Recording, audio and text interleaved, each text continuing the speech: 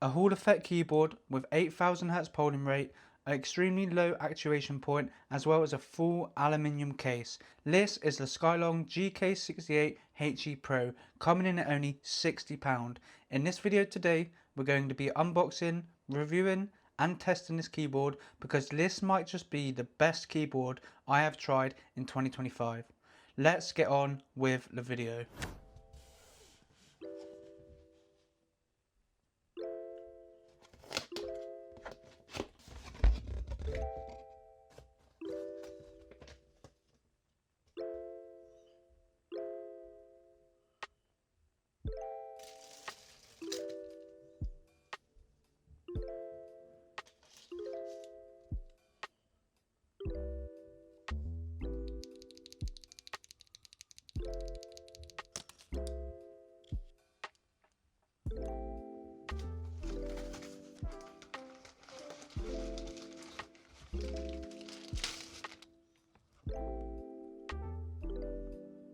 Alright, so let's just recap. So the accessories you get inside of the box are this very nice little cable here, which actually is pretty high quality when you consider the price of this keyboard, and it is quite long, being about 1.5 meters. And then obviously you get your little guide here which will tell you about the different features and functions of everything on the keyboard. You do also have an option of it coming with Gateron Jade Pros as well as TTC Magneto switches, but obviously that comes at an additional cost. And let me tell you something now, these stock cheaper switches honestly sound really good, and we will get a sound test going later on. You obviously get the little strap here which would go onto the side here, and you do get the included little screws to actually attach it, but I won't be installing that because I am left-handed, so my right hand is for the keyboard and this would just be in the way, so I never use them. But this overall is actually very good quality compared to some of the cheaper magnetic keyboards I've actually used. Some of them have felt so thin and flimsy. This feels very strong and it feels made of good material too. And then obviously you get your standard keycap and switch puller.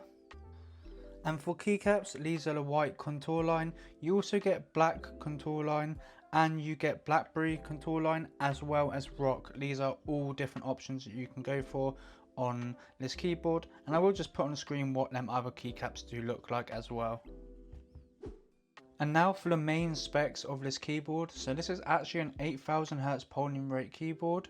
It also has rapid trigger with a 0.01 accuracy and a 0 dead zone, and adjustable actuation from 0.1 to 4 millimeters. So just like its competitors, this is a very fast keyboard. Now another feature of this keyboard I really like and I want to point out is this little switch here, and what this is for different profiles or modes. So generally speaking, when it's on the left it's in office mode, and stock, that's when the switches are at the highest actuation, so they're not super sensitive, they're at their lowest sensitivity. And this is really good if you're doing a lot of video editing or doing a lot of typing on your keyboard. You can just switch it to the left hand side and you won't have super sensitive keys, because I really think we all have been there where we've tried typing really fast with our 0.1 actuation keyboard and we've just ended up double typing or making mistakes. And then if you were to switch it to the right, you would be switching it to the profile that's the fastest, and this would be where you've got your actuation set up at their fastest or lowest actuation. And I think that's a really cool little feature to have like there, rather than having to switch profiles within the software, which we will cover the software later. I really do like the addition of that. The port for powering the device is USB Type-C and it's situated all the way to the left. As mentioned earlier, this is a hot swappable keyboard and it supports the SKYLOONG switches, Gateron Jade Pros and TTC Magneto switches. And these are all magnetic switches, so you can't install standard mechanical switches into this keyboard. It is a magnetic switch keyboard. It also has analog input and it is all in a compact 65% layout. And the good thing about it being a 65% layout is you aren't sacrificing the arrow keys, and that's one thing I didn't like so much about using a 60% keyboard for so long. I would actually end up switching over to a 75% keyboard when I was doing video editing, just because I really like having the arrow keys right here for ease of use. You also get a little volume knob here, so you can adjust the volume with this knob, and if you are to press it in, you'll be able to mute and unmute the audio as well. And this is how the keyboard looks on the back side. It's very clean, and as you can see, it is an aluminium keyboard, so this thing is actually quite heavy, and that's one of the best parts about this keyboard. It's coming in at a very low price, it has really good specs, and it's really fast, and it's actually heavy, and it feels good quality. So this all here is aluminium, and you do get kind of built-in rubber grommets here, and you do get your flip up feet, which do have 2 different heights, so you can adjust it accordingly. You have 3 different ways you could have it. You could have it flat, slightly tilted, or all the way tilted.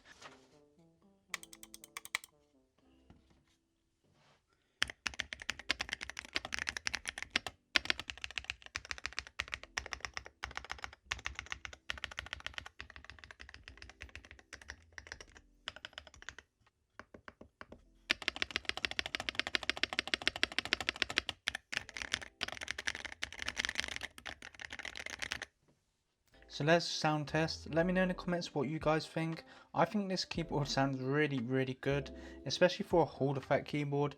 A lot of the time you are sacrificing the sound for that best performance from the magnetic switches, but I honestly think that this keyboard, even with the stock SKYLOONG switches, sounds amazing. It really does. It's one of the best sounding magnetic keyboards I have actually tried. Now for the keycaps, they actually feel pretty solid, pretty good material. I've had keycaps before that were so cheap you could flex them just by holding this bit here. But these are very sturdy, and I think these are definitely contributing to the good sound of the keyboard. Now another feature that's definitely worth talking about is the plateless design of this keyboard. So first, let's just talk about these stabilizers. These are Gateron PCB mounted stabilizers that are pre-lubed. And this keyboard, like I said, has a plateless design, which pretty much means that there's no metal plate or plastic between the PCB and the switches. And I think this design may be the reason for the switches sounding so good, and gives it more of a foggy, less metallic sound. But this plateless design I've not actually seen on any keyboards, so you guys would have to let me know in the comments if you've seen a plateless design on a magnetic keyboard yet. But overall, the build quality and just the performance, everything about this keyboard, it really ticks a lot of the boxes, and I can tell you straight away now that I am using this keyboard as my main keyboard. Now in regards to the white contour keycaps, I wouldn't normally buy a keyboard that has this kind of design on it. I think it looks alright when there's no RGB, but I don't like the look of it when it has RGB lit up with all this contour kind of trails. Now I will be actually swapping out the keycaps, not because of their performance, but just for the looks. I will put in some GMK keycaps so it looks perfect and is my perfect keyboard. But now let's get onto our PC and set this keyboard up, and we can go over the software and show you guys how to use it. Okay, so for the actual software, there is 2 versions. You do have a web-based driver, which we'll go over a bit later, but I'm going to show you how to install the actual software for this keyboard.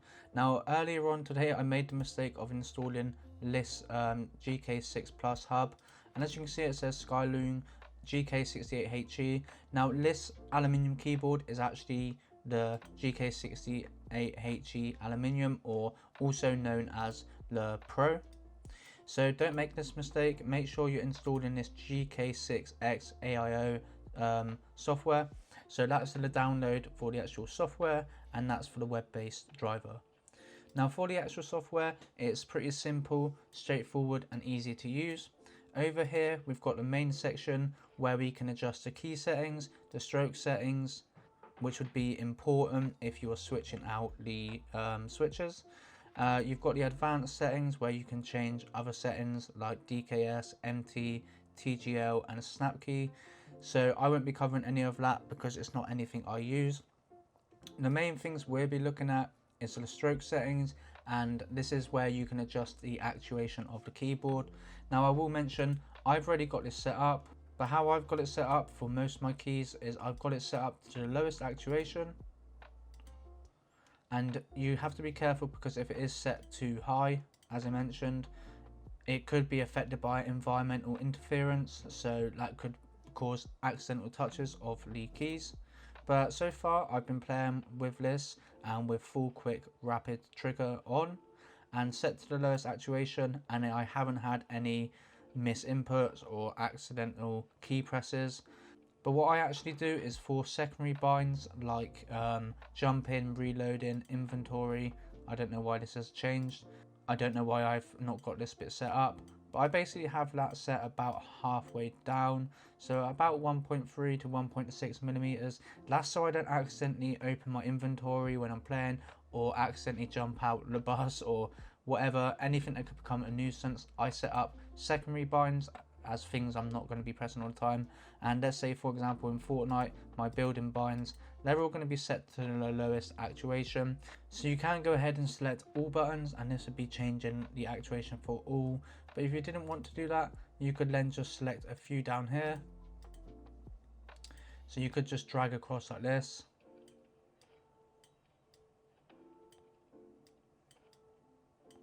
And you could then set them secondary binds to something a little bit higher, for example.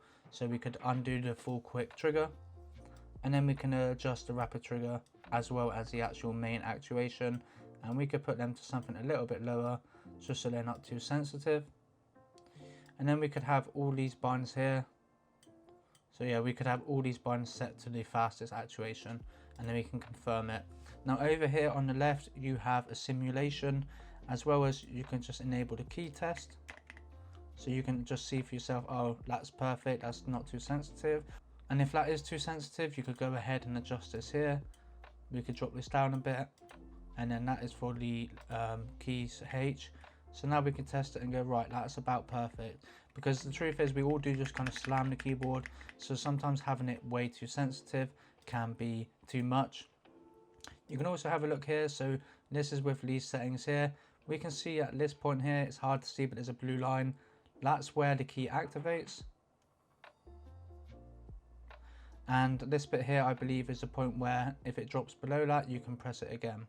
So obviously by having them all the way up to the lowest actuation, the line is literally here. So the moment I press it at all, it's going to be pressing the key all the way in.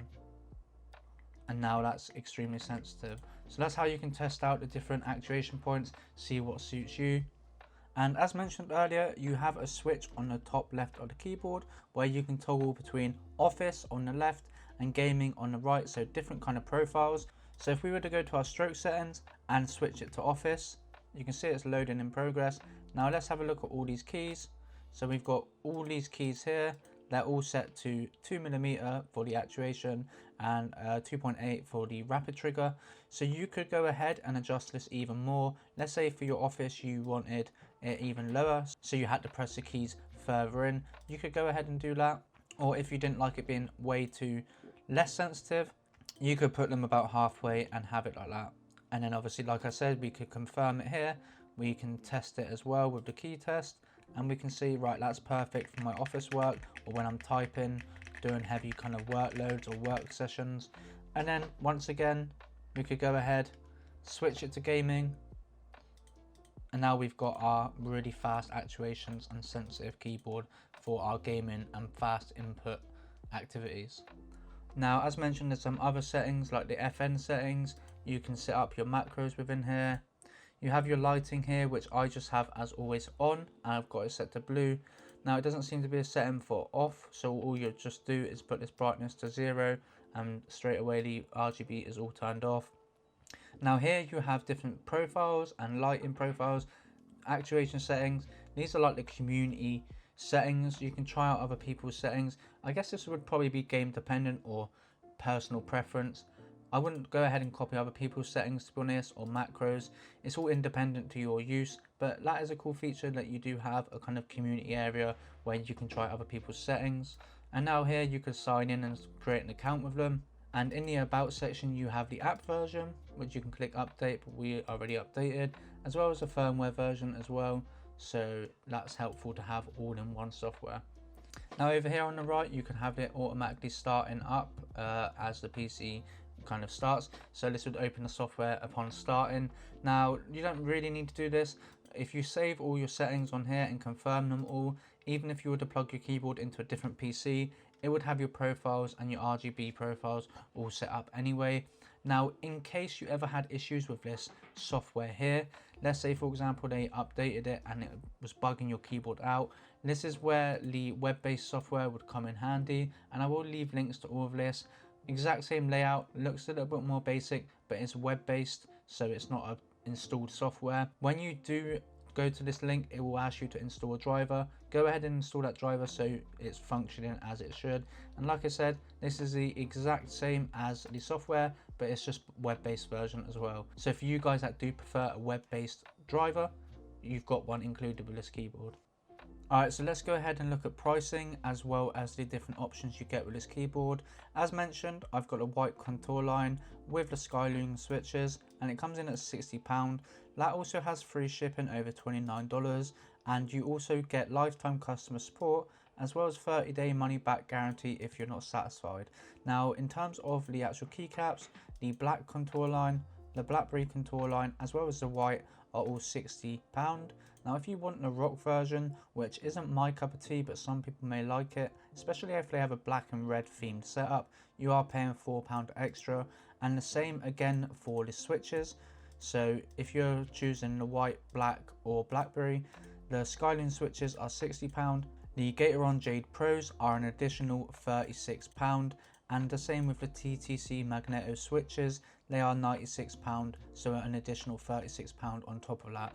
Now like I said, I really am impressed with the performance and the sound and quality of these stock switches, so I honestly recommend that you just try these out. But if you have a preference and you really like these switches, go ahead, but you are paying a little bit more. But regardless of what switch or keycap design you go for, I think this is a really competitive and awesome price. This is a really solid keyboard in a full aluminium case with extremely good performance as well as having a very nice aesthetic look. This is a great keyboard, and I will leave links to everything down below. Now let's go ahead actually and test this keyboard in some games, and then that'll be the video done. But let me know in the comments what you think of this keyboard, and like I said earlier, I am 100% maining this keyboard and just switching out the switches so it looks as perfect as I want it. Anyway, let's roll the gameplay.